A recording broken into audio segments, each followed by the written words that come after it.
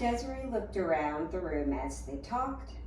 She picked a shirt out of the pile of laundry and grasped it as she talked to Kane. On a shelf were Chiron's tiny baby slippers from when he was a newborn. Just seeing them calmed her, and she was beginning to catch her breath when she saw a framed photo. It was Chiron as an infant, just days old, in Terry Moulton's arms. She knew the day it had been taken. It was a day when Desiree wanted to spend a little time with Quinn. Kane took the baby away for an hour or so. Now Desiree knew that Kane had rushed over to Terry's to show her Chiron. Under the guise of giving Desiree respite, he'd taken the baby to show the woman he was having an affair with. And he'd taken a photograph. Desiree was furious. "Everything is going to change as of tonight," she told him. "I am getting full custody of Chiron, and when he gets home, he is going to live with me. You're not going to argue with me about it. That's it, period." Sometime that evening, detectives told parents that Chiron had been absent all day. Desiree learned later that the detectives were leaning toward a theory that Terry had taken him to school and he had left with her. No one slept. Desiree and Tony sat on a sofa. Quinn was freaked out about staying at Kane's house, but he wanted to be there for his mother. He stretched out on a twin-size mattress on the living room floor with Kira beside him. It had never occurred to Desiree that they would all stay the night at Kane's. "I thought we were going to find Chiron," she said later. At about 2 a.m., Desiree and Tony were taken to the command center at the school. It was emotional for Desiree. When she saw that the principal had elected to stay at the scene of Chiron's disappearance, it made her son's disappearance real. She waited in the command center trailer, which was in the middle of the craziness, while Tony was interviewed in a room at the school. In the command center, researchers checked in for new assignments. Detective Mark Heron told Desiree that they were going through a list of registered sex offenders in the area. When Tony came out of the school she was in, she wept as she saw science projects hanging on the walls. Chiron's exhibit on the red-eyed tree frog was still up in his second grade classroom, but Desiree didn't see it and didn't ask to. One FBI agent and one MCSO detective questioned her for 2.5 hours. The sun was coming up as the couple prepared to leave the school. Desiree spoke up for what would be the first of many times. She told the FBI agent she had reached a conclusion. She knew who was responsible for Chiron's disappearance. Chapter 4, He Made Me Laugh a Lot, evening, June 4th, 2010. At 5:30 p.m. Friday, 8-year-old Ellie Jacobson heard a phone message on her parents' answering machine. The volume was turned up. It was an alert from Portland Public Schools telling parents of a missing student. She caught the end of the recorded voice. Grader Chiron Horman did not arrive home from school today. Chiron and Ellie were friends. They had been in kindergarten and first grade together and were nearing the end of second grade. They laughed at each other's Halloween costumes. Ellie was bigger and taller than Chiron and called herself his bodyguard. Not that he was bullied, he wasn't, but he hung back except when he got caught up in mischief and that some of the boys in Miss Porter's class had caused. He wasn't an instigator, he was a joyful follower. Ellie and Chiron had both worn glasses from a young age, so they had that in common. She looked out for him. Ellie ran into her parents' bedroom. She and her mother were in the process of changing their clothes to go out for dinner. "Mom, the phone message was something about Chiron. Come listen." Alice went to the living room, rewound the answering machine, and heard the recording. "This is Portland School District we are notifying all parents that Skyline second grader Chiron Horman did not arrive home from school today." She was stunned. She immediately called Chiron's stepmother, Terry Horman. Alice spoke to both Terry and Kane during the call. "I heard the school's district message. What's going on?" Alice asked. Terry told her about going to meet the bus and Chiron not being on it. She, Kira, and Kane had rushed to the school. Chiron had been missing all day. "Can we help search?" Alice asked. Terry explained that the Multnomah County Sheriff's Office was in charge and was searching the school and nearby property. They had been ordered, Terry said, not to leave the house and to pass the word to friends and family that searching should be left up to the experts. When Alice got off the phone, she told Ellie what little she had learned. Trained people were looking for Chiron. She was sure that he would be found soon. Ellie and her mother decided they didn't feel like dressing up and going to dinner. They just wanted to stay home, listen to the news, and think about Chiron. Alice had had breast cancer when Ellie was very young. She had stopped working to have cancer treatment and to be with Ellie. Life was precious. Time was precious. Alice enjoyed Chiron. He was loving, sweet, happy, super shy, delightful, and funny. He made me laugh a lot. She later remembered the students at Skyline were permitted to wear Halloween costumes to school. One year, probably 2009, Chiron had dressed up as the Fonz, the character played by Henry Winkler on Happy Days. Chiron dressed in blue jeans, a white t-shirt, and a faux leather jacket, and strutted around trying to talk and walk with swagger like Fonzie. Alice knew that his favorite movie was the animated character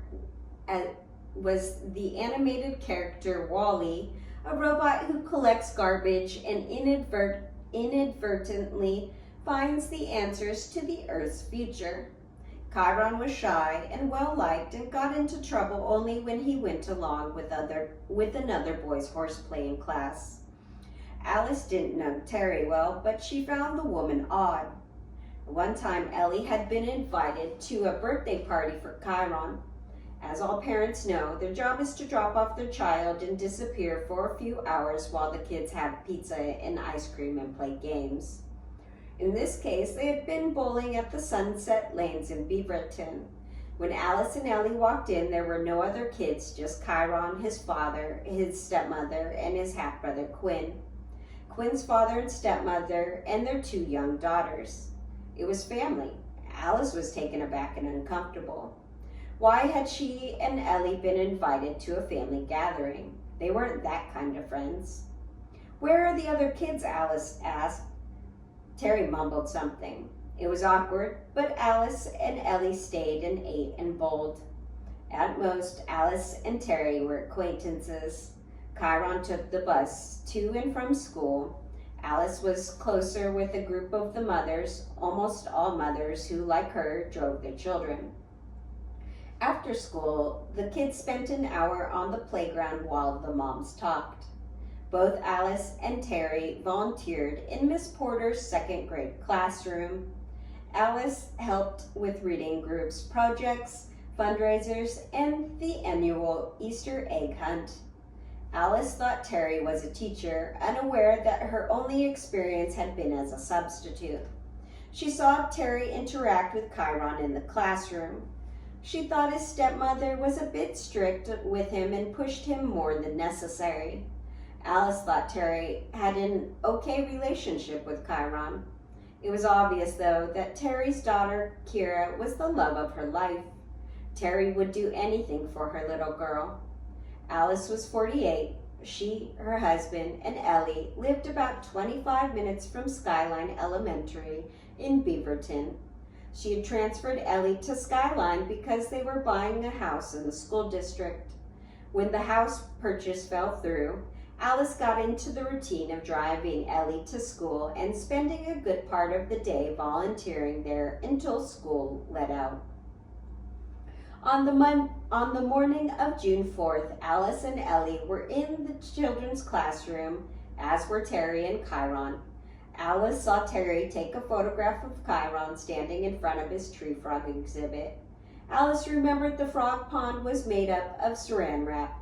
Chiron was very happy, very excited about his tree frog project. Alice later said, "Let me take one of Ellie too," Terry said, and she took a photo of Ellie with her exhibit on turtles. Alice left around 9 a.m. for her job at the restaurant. The last time Alice saw Terry and Chiron was after Terry took the photo of Ellie. Chiron and his stepmother were walking away by themselves, presumably to view some of the other science projects.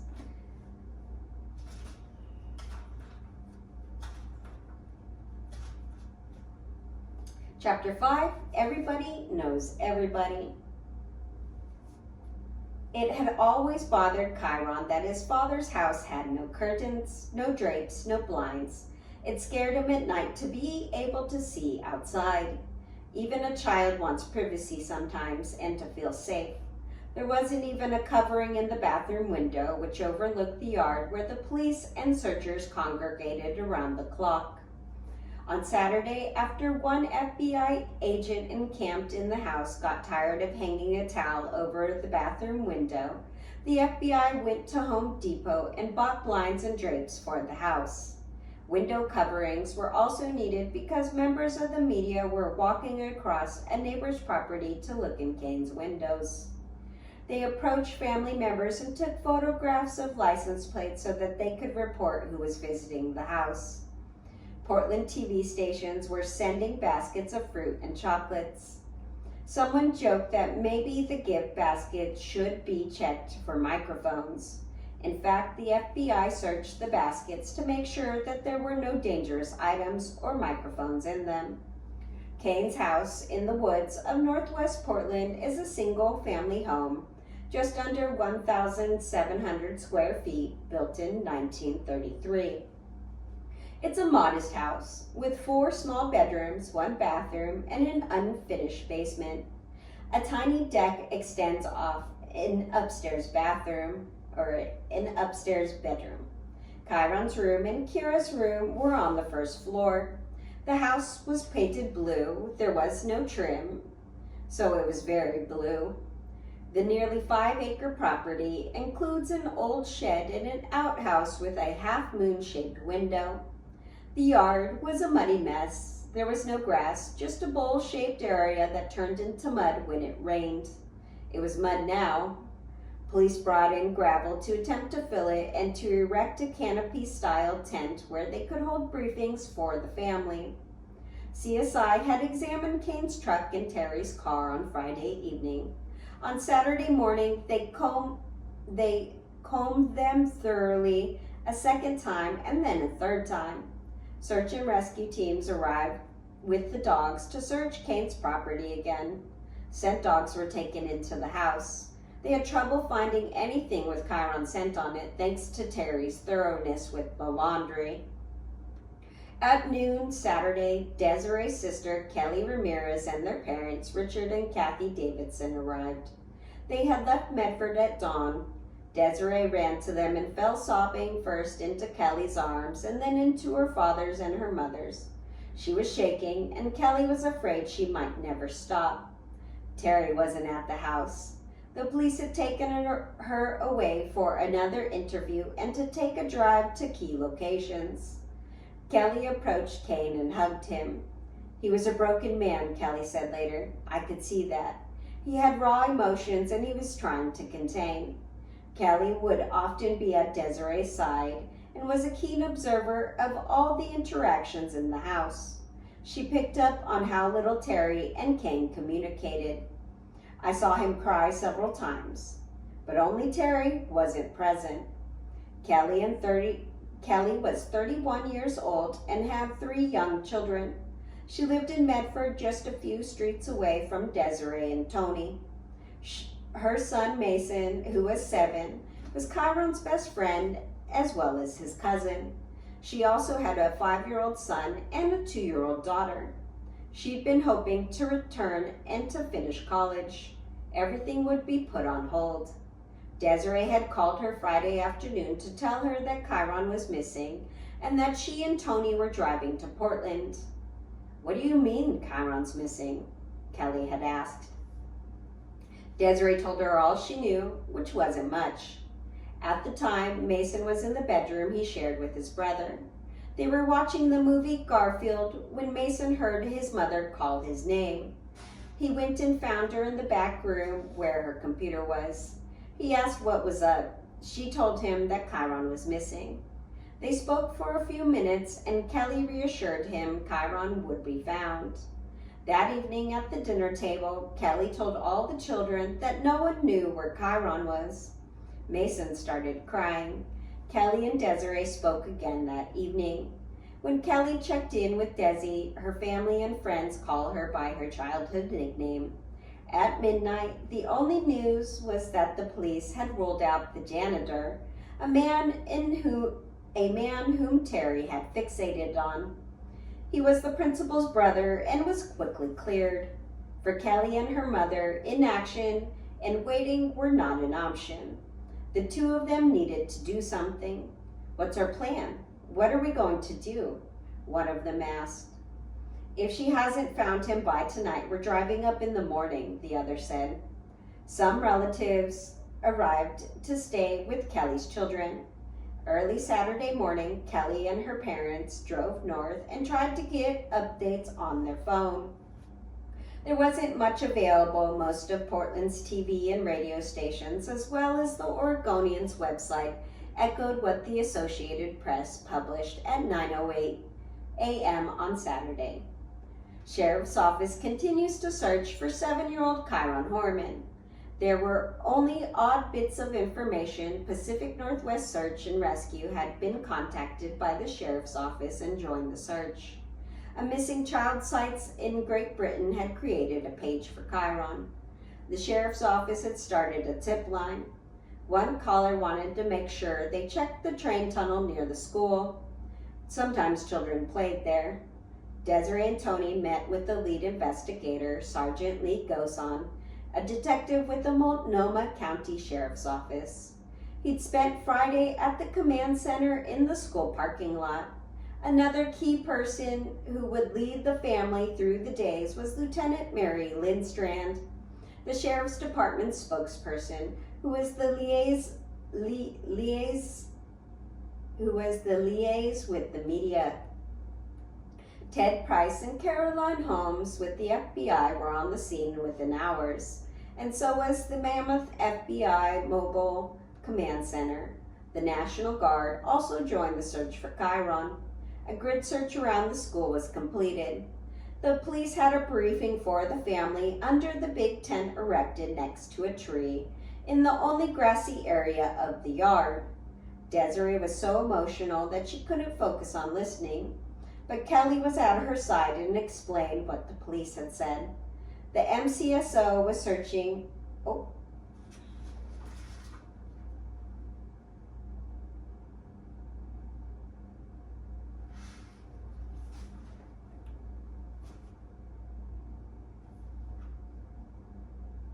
Sorry, I'm on my lunch break.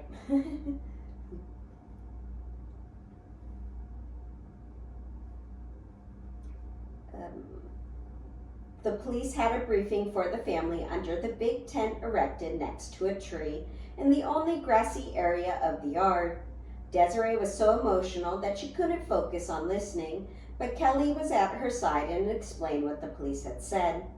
The MCSO had searched Kane's house and property again. Desiree and Tony concluded that whatever had happened to Chiron had been very well planned. Inside the house, Terry kept an eye on Desiree and Kathy. Desiree wanted to go into Chiron's room, but Terry found ways of keeping her out. When Desiree's mother went to the basement to do laundry, Terry insisted on accompanying her, which they found that odd. Terry played hostess again on Saturday. Kelly had the same impression that Desiree and Tony had had the evening before. It was like she was throwing a dinner party. "Hey, how are you? Food? Drink?" Kelly noticed an absence of sadness or empathy in Terry. I would feel responsible even if I wasn't responsible. Yet, Kelly sensed that Terry seemed to like her. Maybe she was just looking for an ally in the house. Kelly filed that information away to use later. She also noticed that Kane and Terry never touched or consoled each other. After another sleepless night, Alice and Ellie went to school early Saturday morning, leaving Ellie in the car parked at the church. Alice crossed the road to the school. Flowers were beginning to accumulate on the front steps where parents and neighbors had left them to show that they were thinking of Chiron. Alice was stopped by the police officer. "We all want to help," Alice said, explaining her presence. The officer was sympathetic, but said trained searchers and dogs were at work. Alice asked her why there had been no Amber Alert. She'd been receiving calls from parents wondering what they could do to help and asking why there was no distinctive beeping interrupting their television or radio programs, and no freeway signs telling drivers to look for a missing child. What most people didn't understand, the officer explained, was that an Amber Alert requires a vehicle description and a license plate number. Alice hadn't known that. The officer sent Alice on her way, discouraging her from trying to help search. "We don't want anyone getting hurt or lost," he had said. Reporters stopped Alice from the church parking lot. It was a tranquil setting for television. On a sunny weekend morning, the police presence was across the street. As Alice spoke to reporters, all viewers saw was a quiet rural road and a nearby barn. "Everybody's in shock that this could happen in our little school," Alice told the reporter, choking back her emotions. "Everybody knows everybody." She said Chiron would not have just walked out of school on his own. "He's just a timid, sweet boy. He was very proud of his tree frog exhibit and wanted to be there. He would not have left to go wander around." From the car, Ellie told the reporter that she was very worried about her friend who often played with her on the swings. There were 3 news conferences Saturday at the church. At noon, a spokesman for the sheriff's office confirmed the search for Chiron was a missing persons case and not a criminal investigation. There were also news conferences at 4 p.m. and 8 p.m. Although the FBI had been involved since Friday night, the sheriff's office announced that the FBI and National Guard had officially joined the search efforts, and the search and rescue crew had completed an immediate grid search around the school. Portland Public Schools used its rapid broadcast system to alert staff and family of students to come Sunday for a debriefing by the police and federal agents, the older students at 10 a.m., kindergartners and first graders with parents later in the day. At least Desiree and Tony had each other. Oh no. At least Desiree and Tony had each other while they were encamped at Kane's house. Terry's main group of supporters was online. She had some friends from the gym and others she had met over the course of her life, childhood, 2 marriages before Kane, college, and as a mother and stepmother. One friend, Dee Dee Spicer, responded on Saturday to a tweet about Chiron's disappearance. "This is my friend's child," she wrote. "I know him. It's so scary." Terry didn't appear to be leaning on her family. Her parents, Larry and Carol Moulton, were retired teachers in Roseburg, Oregon. A few days after Chiron went missing, her mother sent her a Facebook message. Would Terry like her to come to Portland to take care of Kira? Her mother did arrive and brought with her Terry's son John, 16, 1 year older than Desiree's son Quinn. For years, John had lived with his mother and Kane. He'd gone to live with his grandparents a few months before. John was at a Boy Scout camp with his father when Chiron disappeared, but police wanted to question him. By Saturday afternoon, the police were still trying to pin down Terry's timeline. Desiree and Kane's were solid. Terry was the only complicit one. We're on page 57.